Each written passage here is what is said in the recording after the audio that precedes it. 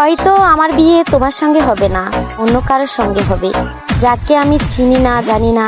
আমার অনিচ্ছা থাকা সত্ত্বেও সে আমার শরীর স্পর্শ করবে। আমি চাইলেও কিছু করতে পারবো না, ওই শক্তি আমার থাকবে না। আমার অনেক ঘৃণা লাগবে, কারণ আমাকে অন্য কারো ছোঁয়ার কথা ছিল। এটা সে না, অন্য কেউ।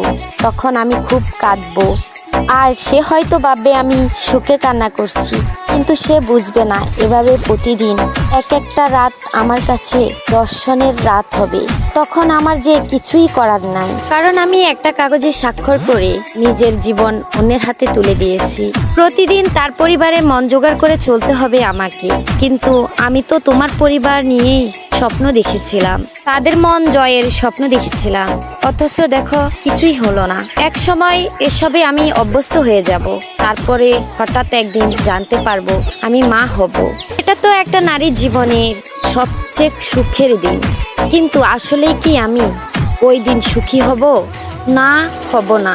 চিৎকার করে কাঁদতে ইচ্ছে করবে, কারণ বাচ্চাটা আমাদের ভালোবাসার চিহ্ন না। তাও তাকে দুনিয়াতে আনতে হবে, কারণ ওর তো কোনো দোষ নেই। ও ভূমিষ্ঠ হওয়ার পর ওর মুখের দিকে তাকিয়ে সব মেনে নিতে হবে।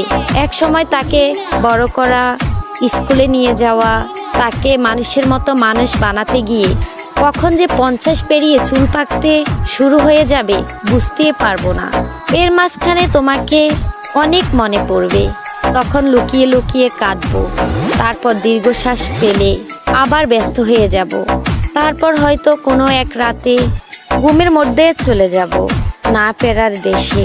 হয়তো তুমি সেদিন জানবে না, হয়তো আমার কথা মনে করে কোনো এক বর্ষায় মুখ দিয়ে তুমিও চোখ বেজাবে। না হয় ভিজাবে না, কিন্তু আমার মনের কথাগুলো অবক্তেই থেকে যাবে।